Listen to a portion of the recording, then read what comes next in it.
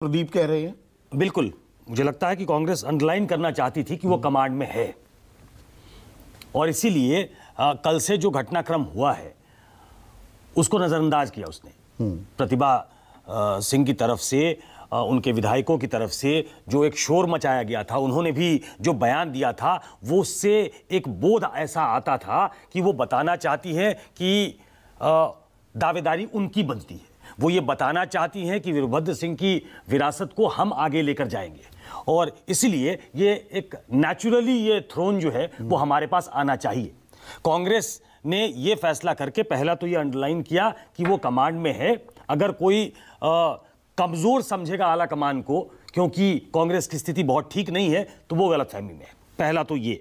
दूसरा, उसका एक प्रूडेंट फैसला लगता है, जो जिसकी चर्चा हो चुकी कि मंडी जहां से वो जीती हैं, वहां अगर कांग्रेस की स्थिति इस बार ठीक नहीं है, विधानसभा के चुनाव के नतीजों को अगर देखें, तो वहां लोकसभा में जाकर वो एक नैरेटिव ये खुद से नहीं देना चाहते बीजेपी को। अगर उपचुनाव होता और बीजेपी वहां से जीत जाती तो फिर ये लगता कि राज्य में तो ये जीत गए किसी तरीके से, लेकिन अभी भी जब लोकसभा के चुनाव होंगे तो वहां से नरेंद्र मोदी पहली पसंद होंगे। जो पंजाब में आम आदमी पार्टी के साथ होता दिखा, संगरूर लोकसभा में उपचुनाव हुए, जो भगवंत मान की थी, हाँ, खाली करनी पड़ी। उनकी मजबूरी थी, ये यहां मजबूरी नहीं थी, और कांग्रेस ये रिस्क लेना नहीं चाहती थी।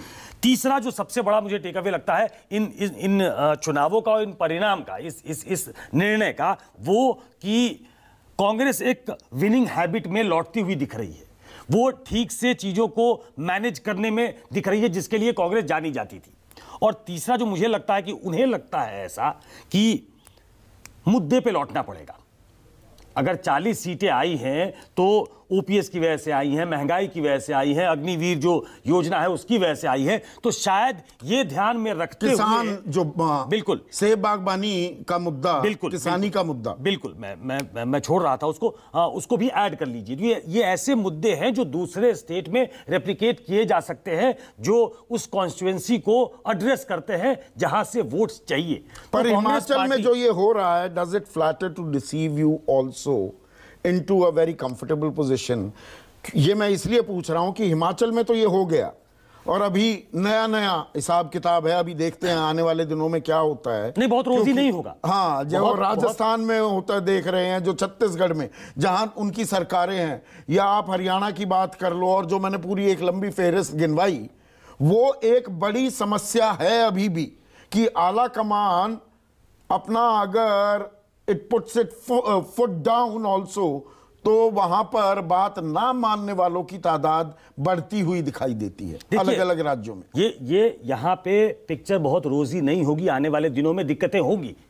इसीलिए कांग्रेस ने सीएम और डिप्टी सीएम दोनों बनाया है। वो कास्ट कॉम्बिनेशन को देखते हुए बनाया है कि ठाकुर और ब्राह्मण दोनों को बना दो, लेकिन उसको भी देखते हुए बनाया है कि मनमुटाव अगर होंगे तो मुकेश अग्निहोत्री एक बैलेंसिंग फोर्स की तरह होंगे, कि वो इस तरफ ही रहेंगे क्योंकि वो डिप्टी सीएम होंगे। तो यहां पे तो ये ठीक करने की कोशिश की गई है, ये रफू करने की कोशिश हुई है। लेकिन हर जगह चूंकि कांग्रेस सीट स्तर पे कमजोर हुई है, और कोई भी पार्टी जो पार के बाहर है बहुत दिनों से, और डिस्क्रेडिट होती जा रही है धीरे धीरे, क्योंकि उसके सामने एक ऐसी पार्टी है जो बड़ा अपफ्रंट तरीके से उसको डैमेज करने में लगी है। तो ऐसे में अब आप राजस्थान का उदाहरण आपने दिया, कर्नाटक में चुनाव में जाने हैं, वहां सिद्धारमैया और डीके शिवकुमार, इन दोनों के बीच 36 का आंकड़ा है, ये दुनिया जानती है।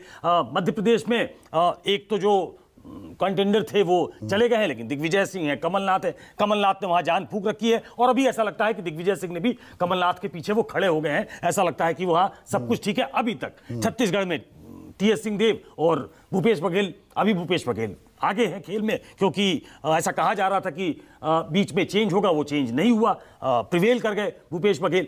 ये तमाम ऐसे स्टेट हैं जहां कांग्रेस को चुनाव में जाना है, और चूंकि आला कमान कमजोर है। देखिए, आप बीजेपी को देख लीजिए, चूंकि आला कमान नरेंद्र मोदी, अमित शाह, जेपी नड्डा ये कमांड में है, तो वो एक ही दिन में पूरी कैबिनेट बदल देते हैं। जू तक नहीं होती थी जब पहले इतने कमांड में वो नहीं थे, क्योंकि इतनी प्रचंड सत्ता उनके पास नहीं थी। जब तो जो कांग्रेस सत्ता पूरी तरह से कमान में थी, वो पूरे के पूरे घर के बदल डालते थे। बिल्कुल बिल्कुल, ये पहले हुआ मुख्यमंत्री है। बदले जाते ये थे। सत्ता का चरित्र ऐसा है कि कांग्रेस पार्टी आज जैसी स्थिति में है तो उसमें इस तरीके की चीजें होंगी, लेकिन ये विनिंग हैबिट में इसको तब मतलब ये यहां से शुरुआत कांग्रेस इसको समझ सकती है कि मुद्दों के आधार पर लड़ा जाए तो शायद जीत हो सकती है, उस तरफ वो आगे बढ़ना चाहेगी। आगे डॉक्टर अंशुल अभिजीत,